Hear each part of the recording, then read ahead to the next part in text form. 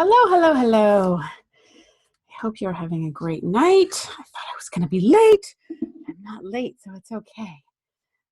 Okay, I'm just going to make sure this is streaming on Facebook on my phone while we wait for a couple of people to hop on.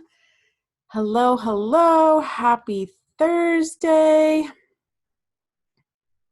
going to share this in my Conquering the Food Fight group as well. If you're not a member over there, go and find us and come hang out with us.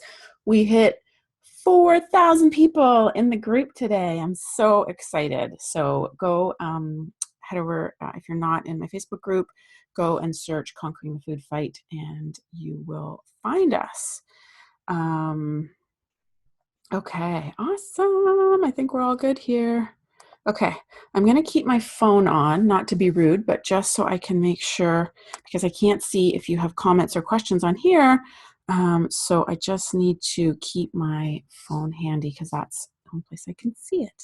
Hello, everybody. All right, I think that works. Okay, hopefully that works.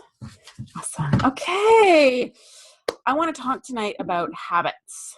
Okay, so those of you who know me, you know that I joke that I'm the nutritionist that never talks about food because I really believe that the missing piece of this whole food thing, this whole struggle to stay on track, this struggle to stay motivated, in my experience of working with so many clients over the years and in my own personal experience struggling with emotional eating and overeating, what I discovered was the missing piece of the puzzle was what's going on up here, right?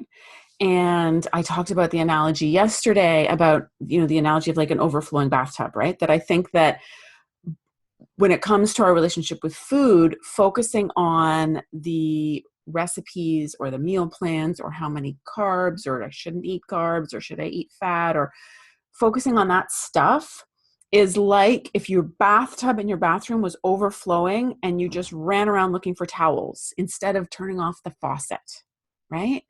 Because of course, if you have water all over your bathroom floor, you need towels, right? Just like in your relation, if you want to be healthy and eat well, you need to find good recipes and you need to be able to cook and you need to understand the basics of nutrition. Very important. I'm a nutritionist. I believe passionately in good food and healthy recipes and all of those things. Love it.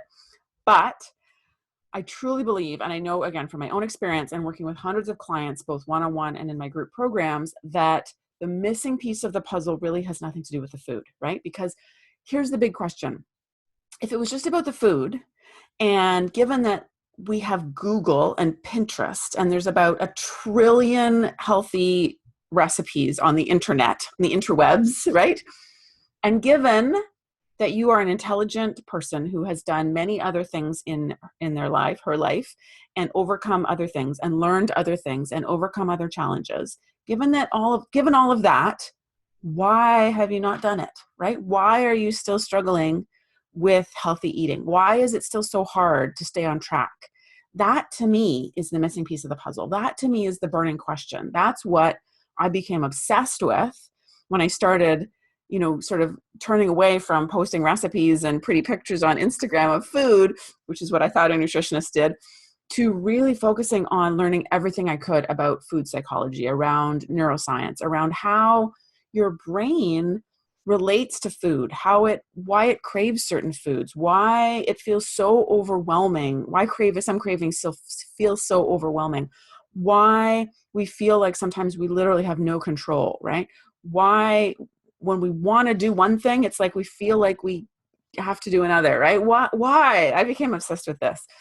And obviously the missing piece was your brain, right? There's something going on up there. It's not a character flaw, right? It's not that you're too weak. It's not that you just aren't organized enough. It's not that you haven't, found the right recipes.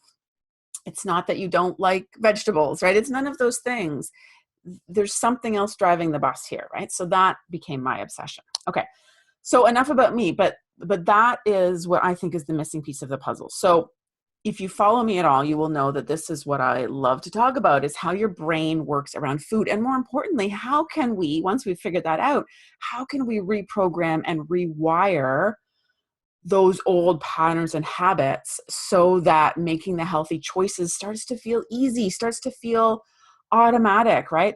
I asked in my Facebook group today, I just said, how would you like your relationship with food to feel? And one of our dear members, Luana, she posted, I wish it was a non-issue, right? I forget her exact words, but I remember her saying, I wish it was a non-issue. I wish I could just, enjoy food when I want to enjoy it, but then just other than that, just use it for fuel, right? And I hear this all the time. I wish it was just a non-issue. I wish it didn't take up so much of my time. I wish that I could just enjoy food when I wanted to enjoy it and, indulge sometimes when I want to, but other than that, just have it be a non-issue, have it feel easy. And what I know is that if you do the work up here to do that reprogramming and rewiring, it's possible to have that relationship with food. It really is. Is it easy? No. Is it a quick fix? No. But when you know what to focus on and when you know where to put your energy, instead of just beating yourself up and just looking for more recipes, that's when, hi, Sean, that's when it starts to feel easier, right? And sometimes we still go back into the old habits, and that's fine, right? I always say that it's a dance. This isn't a linear journey. It's not like we don't go from A to B to C to D and then eventually get to the finish line. Unfortunately, as lovely as that would be, unfortunately, we're human animals, and so it's a dance, right? We go 2 steps forward, 1 step back, 6 steps forward, 3 steps back, right? Go sideways, zigzag, spin around, fall down, get up, leap 8 steps forward, right? That's what it looks like. And part of it is just kind of becoming comfortable with that dance. But just knowing that by adding in this missing piece of the puzzle, you start to be able to move forward. Okay. All right. So let's talk about one piece of that puzzle, let's talk about one piece of the missing piece of the puzzle. And that is really habits. Okay. So your brain loves to form habits. Okay. You have sort of 2 areas of your brain, your conscious brain and your automatic brain or your subconscious brain. And that automatic part of your brain is really a habit making machine. It loves to form habits. And why is this? It's because really habits make your life so much easier. I know that we get caught up in the sort of habits that we don't like and the habits we would want to change, the bad habits. But if you think about it, you have a million habits that you do every day that make your life so much easier, like walking, right? Walking is a habit. You don't have to think about where you're going to put your legs, right? You don't have to think about that anymore because it's a habit. And, we use the word muscle memory, but it's not muscle memory. It's ingrained. We're going to get into neural pathways, but it's a structure in your brain around how to walk. And it allows you to walk without having to think about it anymore. You can brush your teeth without thinking about it, right? You can sometimes drive to work without thinking about it. You can do all kinds of things. And so many of the things we do, millions of things you do every day are habits, and they make your life so much easier. And they allow your brain to shuttle energy from all that stuff to focusing on things that it really does have to be conscious and present for, things that it doesn't have a habit around, taking in new information, discerning whether things are dangerous or whether, we have to respond to something. That's what your brain wants to be focused on. And so it very purposefully shuttles everything else that it can into that automatic brain and creates habits around it so that it doesn't have to think about it anymore, right? So we love our brain for doing that, right? It really does make life so much easier, but it's also problematic when we shuttle things into the automatic brain and create habits around them that aren't serving us. And so often that's what we've done with food. So we've created habits around things like eating when we feel stressed, or eating at the end of a long day when we're tired, right? When we're exhausted and we feel totally depleted, turning to food for that. Or, eating at certain situations, right? Eating popcorn when you go to the movies, having that coffee in the car in the morning, having nachos when you go out with your friends, right? Having pizza on Friday nights with your family. These are habits, and they can be difficult to break. So that's sort of how why your brain loves making habits. Now, let's talk a little bit about how habits are actually formed in that automatic part of your brain. The way this works, and again, I'm going to super simplify the neuroscience here. So if there's any neuroscience scientists watching, I apologize. But just to really make it digestible, no pun intended, when you have 2 neurons, two brain cells, 2 neurons are speaking to one another, are communicating and sending information to make things happen. Those 2 neurons secrete neurotransmitters from one to the other, and that's how they talk, right? They shoot neurotransmitters at each other, and that's how they relay information. And when two neurons communicate, share neurotransmitters over and over and over again, they actually start to fuse together. Donald Hebb, who is a Canadian neuropsychologist, said that neurons that fire together wire together. And this is such an important concept. You may have heard that before, in fact, because it's very well known, and it's the basis of how habits are formed and how the automatic mind works. In fact, it's the basis of how we learn everything. So neurons that fire together wire together. And what this means is that when those neurons fire their neurotransmitters back and forth, back and forth, back and forth, and when they repeat the same action or thought or behavior over and over and over again, they literally start to fuse together. You create like a little bridge between them. Neurons that fire together wire together. And so again, this is great when you're learning how to like swing a golf club, right? If you do it over and over and over again, if you practice and practice and practice, those neurons will eventually fuse together. You will form a neural pathway around that golf swing, all the things that have to happen in your muscles to do that. And it will start to become automatic. Again, we often use the term muscle memory for this, but of course it's not your muscles that are remembering.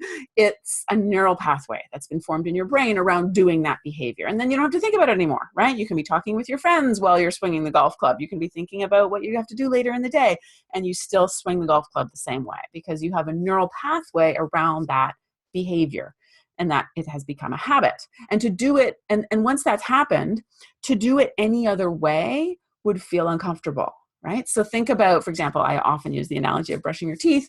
You brush your teeth the same way every day. I guarantee you, you're not paying attention. You're thinking about a million things. But if we had video cameras all inside your mouth and we slowed it all down, it would be 99.9% exactly the same movements every day. And it's because you have neural pathways around how you brush your teeth.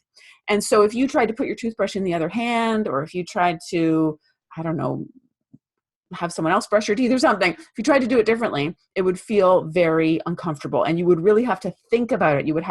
Your automatic mind would not be helpful anymore, and you would have to engage your conscious brain to really think about, how do I do this? How do I do this without stabbing myself with this toothbrush? So that's how habits are formed. That's how neural pathways are formed in the brain. So I often use the analogy too when I'm talking about this of sort of, if you imagine like a grassy field, say you had to walk to school every day when you were a kid through a grassy field. You live out in farmland in the country, and between your house and the school, there's a big grassy field. And the first day to school would be tough, right? You'd have to get through all of this high grass, and you'd have to like push things down, and you wouldn't really be able to see where the school was. You wouldn't know if you were going in the right direction. And it would be really hard to like, push your way through all that grass. But as you repeated that several times over and over and over again, right, as you walk the same path over and over and over again, eventually the grass would start to be pushed down and a path would form, and eventually you wouldn't even have to think about it anymore, right? You could think about what you're doing on the weekend, or what your assignment was at school, and you would just end up at school.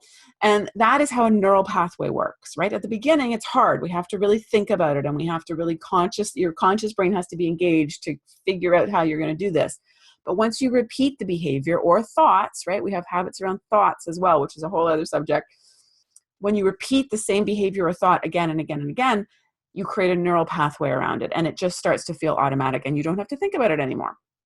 So this is troublesome, right? When we're talking about wanting to change something, when we have habits that aren't serving us and we want to change them, right? It's tough because you now have neural pathways around these old behaviors, and they feel very familiar and very comfortable. And again, whole other topic, but they feel very safe for your brain. And something I teach a lot in my workshops and my group programs is about how your brain likes to do things that feel safe and familiar.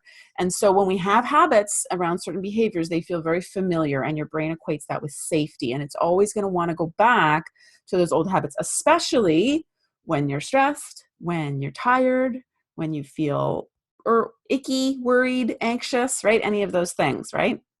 We go back to the old food. Sound familiar? Am I sort of describing patterns that sound familiar to you? Hi, Donna. So when we have these habits around behaviors with food that aren't serving us, it's difficult to break them, again, because they just feel so comfortable.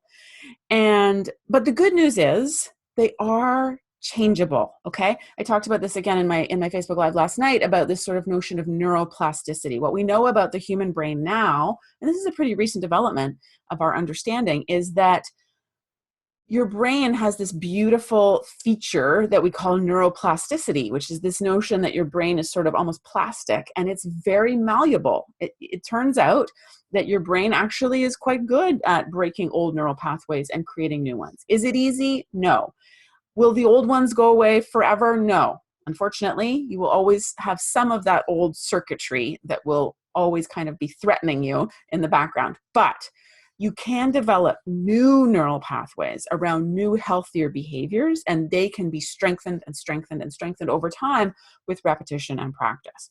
So what this means is that every time we repeat a healthy behavior, every time you make the decision to go to the gym instead of sitting on the couch, or eat the healthier food instead of the not so healthy food, or, you know, slow down and listen to your body and not like shovel food into your face like, you know, like you're a duck. Every time you consciously make those different choices that do feel a little awkward and do feel a little weird and do require your conscious brain to engage and really think about it because it's not familiar. But every time you do it, those neurons are firing together, right? And neurons that fire together wire together, which means that every time you repeat that behavior, you're increasing the likelihood that you will do it again. Okay, so that's really great news. Again, I know it's not a quick fix. I'm not here to give you quick fixes, unfortunately, but I am here to show you the tools about how you can start to reprogram some of the stuff going on up here. Okay, so I want you to think about that the next time you feel like you have no control or you feel like it's just so hard. Just remember that making a healthy choice, every time you make a healthy choice, you increase the likelihood that you'll do it again, right? You're basically practicing a new behavior. And it's impossible for your brain to not get better at something you practice. It's literally impossible, right? Your brain is wired to learn things and create habits. So the more you practice, and when I say practice, I mean the more you make those healthy choices again and again, even when it feels uncomfortable, even when it feels hard. But there's great power, I think, and great support and encouragement internally in knowing that making this hard choice is I'm practicing a new behavior. I'm creating a new neural pathway. New neurons are firing together. I'm literally reprogramming my brain here, right? It feels a little better just than, oh, I got to go to the gym again, right? Like it feels a little better. It's like, it's empowering. You're really creating a new structure in your brain that's going to support you and that is eventually going to feel so much easier. Hi, Shannon. Hi, Natalie. Welcome, you guys. So think about that. Think about what I've taught you tonight about how habits are formed in the brain and this notion of neuroplasticity and how we really can start to break old patterns and create new ones. I just wanted to let you know about if you are interested in learning more about these sort of tips on how we can start to change our programming in our brain around food. I am hosting a free challenge, a 5-day challenge starting next week, April 5th. I put the link here somewhere, depending on where you're watching this. So you can sign up, and I'm calling it the Eat with Love Challenge because I think this whole approach of really empowering ourselves to dig in and really address this missing piece of the puzzle and really start to do this work of reprogramming and rewiring and really starting to get curious and ask questions about why do I do this and why do I have these habits and what's really going on here, instead of just beating ourselves up about it and just judging ourselves and just feeling guilty and just feeling embarrassed and feeling ashamed and like, enough of that, right? I'm so done with that. I don't want anyone to do it anymore. So I created this Eat with Love challenge. But really what I'm going to teach in the challenge is 5 of my best strategies for starting to change the way your brain thinks about food, changing your relationship with food, right? Really creating the foundation of a healthier, happier, easier relationship with food. So sign up to join us if you want. Again, it's totally free. And I put the link here somewhere so you can join us. We start on April 5th, depending on when you're watching this. Okay. Thank you so much, guys, for joining me. Oh, it's nice to see you guys. I love having you guys join me. Awesome. Okay. Thank you so much for hanging out with me and talking about habits for a little bit. One of my favorite subjects. If you are watching this on the replay and you have any questions about anything I talked about, feel free to continue to post them below. I will check back and I will make sure to answer every and all question. Have a great rest of your night, guys, and I will talk to you soon.